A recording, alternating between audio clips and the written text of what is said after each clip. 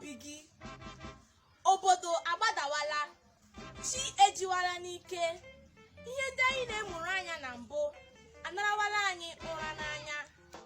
Obi hazi ndị mmadụ dịka okwute, ebujuo ọtụtụ ihe n'obi, ọ na-anyịgbu anyị, onye nọkọtazie ofe jiri kpọnwụọ. Mmekọrịta mmadụ na ibe ya na-ewulite mkpụrụ obi. Otu ihe a na-egbunyu obi mmadụ anya. Ọtụtụ tụkwasara mmadụ obi, ewere ha mere ihe egwuregwu. Ihe juru anyị n'obi ugbu a ka nkụ. Ọtụtụ bụ iwe na-akpagharị. Onye ọbụla ha rụsara anya, ha wesa ya ara.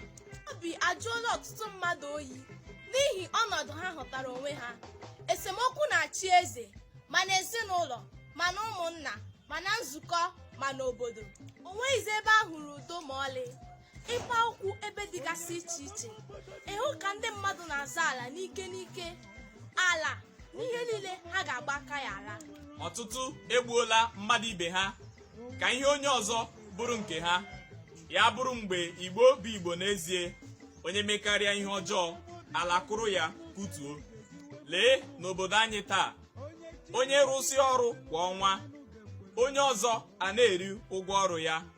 Onye gbasịara obodo ya odibo, ụgwọ dịrị ya alara onye ọzọ. O nwere ndị dị mma ịta ahụhụ n'ụwa, nwee ndị dị mma ịrụsi uru. Obi ụtọ m bụ na mmadụ niile ga-anwụrịrị anwụ. Igbu mmadụ enweghịzi ihe ọ bụ. Anyị ji ire anyị eme ya kwa ụbọchị. Onye azọtara ụkwụ, o were ire kpọọla mmadụ ibe ya ala mmụọ. Ebee ka eziokwu bi taa? Anyị na-agbaziri ụwa akaebe. Ya bụrụ mgbe Igbo bụ Igbo, onye si gị na ihe a dị ụcha, anaghị agbagha ya agbagha. Ịkwụwa aka ọtọ emeli ala. O nweghịzi onye pụrụ ịtụkwasị mmadụ ibe ya obi, maka mmadụ imemila mmadụ ibe ya.